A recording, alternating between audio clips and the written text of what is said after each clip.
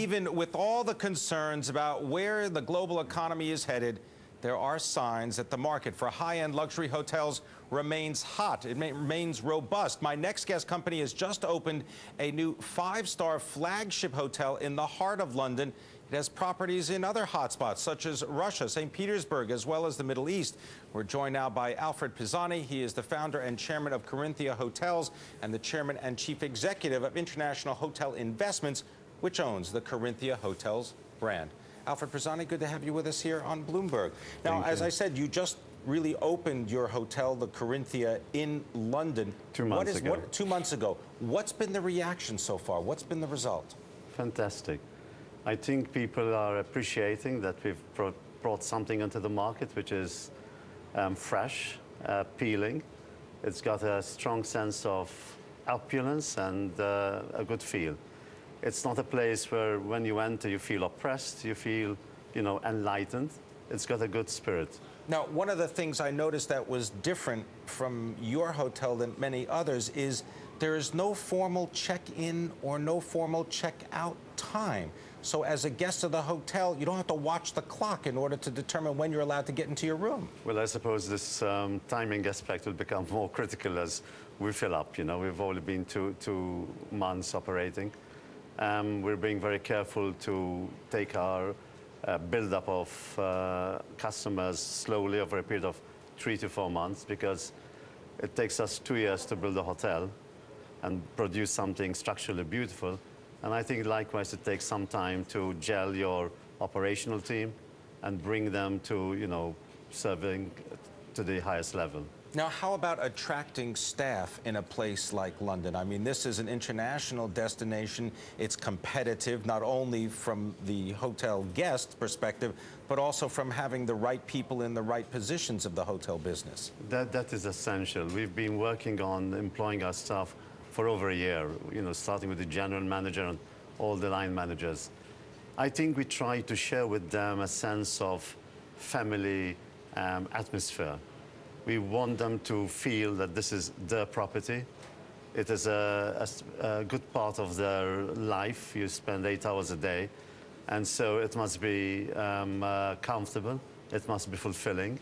And I feel that this kind of talk creates a tremendous response. People, want to feel part of an organization. And I think because we are more like a family company, this ability to interact is so much easier. How much of that family feeling in the company comes from you and being based in Malta? Because that seems like a sort of almost an odd destination to build an international hotel group. Well, I believe there could be a synergy in what you have said, because coming from Malta, we still have very strong family ties. And to some degree, I suppose we are transferring this feeling into the organization.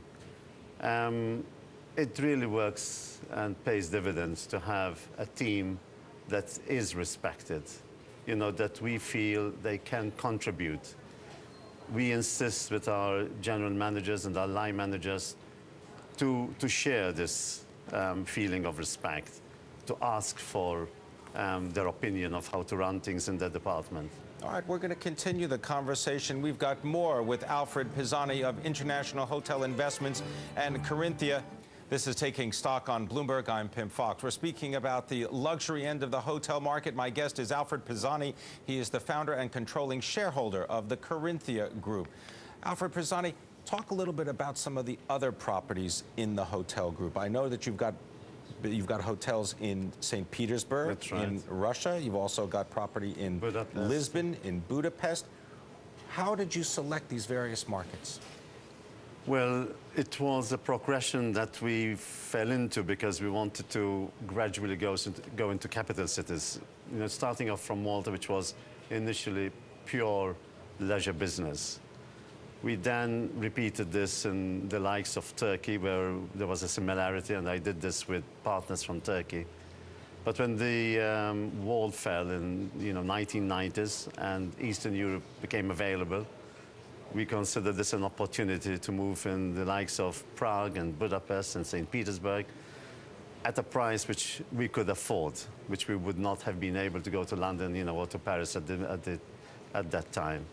What about the property right now in Tripoli? I know that you've got a luxury hotel there. Can you give us an update in terms of the hotel, the business, and also the financing that might be available? Well, this hotel we opened way back in 2003, and it's done exceedingly well.